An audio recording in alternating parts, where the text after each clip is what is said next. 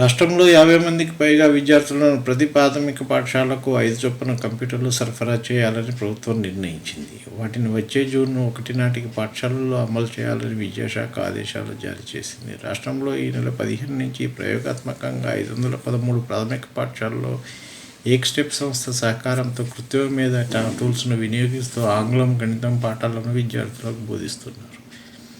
పిల్లల అభ్యసన సామర్థ్యాలు పెంచే లక్ష్యంతో ఈ కార్యక్రమాన్ని విద్యాశాఖ చేపట్టింది. దీన్ని వచ్చే విద్యా సంవత్సరంలో మరిన్ని పాఠశాలల్లో అమలు చేయాలని నిర్ణయించారు. అందుకు కంప్యూటర్లు అవసరమైనందున వాటిని అందజేయనున్నారు. అంతేకాకుండా 1 నుంచి 5వ తరగతి వరకు గణితం సబ్జెక్టులో ఏఐ పాఠ్యాంశాన్ని కూడా చేరుస్తున్నారు. రాష్ట్రంలో 18,254 ప్రాథమిక పాఠశాలలు ఉండగా వీటిలో 1900 చోట్ల ఒక్క విద్యార్థి కూడా లేడు. 50 మంది దాటిన పాఠశాలలు 3,500 వరకు ఉన్నాయి.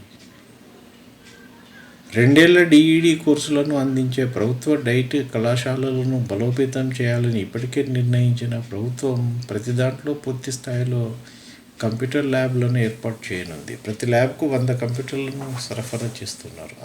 అంతేకాకుండా డిజిటల్ తరగతి గదుల కోసం ప్రతి కళాశాలకు 6 ఇంటరాక్టివ్ ఫ్లాట్ ప్యానెళ్లను ఏర్పాటు చేస్తారు.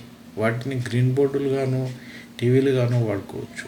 వాటిని మూస్తే గ్రీన్ బోర్డులుగా మారుతాయి, తెరిస్తే డిజిటల్ పాఠాలు చూసేందుకు టీవీలుగా మారుతాయి.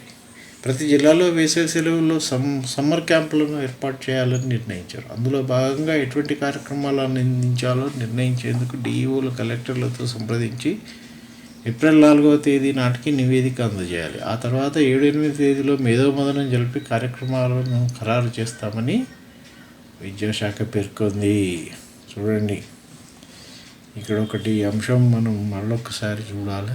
రాష్ట్రంలో 18,254 ప్రాథమిక పాఠశాలలు ఉంటే వాటిలో 1900 చోట్ల ఒక్క విద్యార్థి కూడా లేడట. ఇది కథ. 50 మంది కంటే ఎక్కువ ఉన్న పాఠశాలలు 3,500 ఉన్నాయి.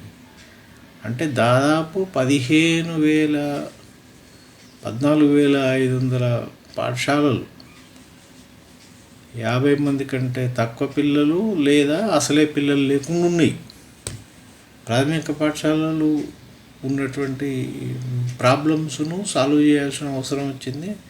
అసలు పిల్లల్ని ప్రాథమిక పాఠశాలకు ఎందుకు పంపిస్తలేరు? ప్రభుత్వం మేధావులందరూ ఆలోచించి మరి అక్కడ సరైన వసతులు లేవా, లేకుంటే అక్కడ టీచర్లు లేరా, అక్కడ విద్య వస్తలేదా, ఏంది కథ అనేది మొత్తం రివ్యూ చేసి దానికి తగ్గట్టుగా, అంటే దాదాపు 14,000 పాఠశాలల్లో 50 మంది కంటే తక్కువ, అందులో దాదాపు 2,000 పాఠశాలల్లో ఒక్క విద్యార్థి కూడా లేడట.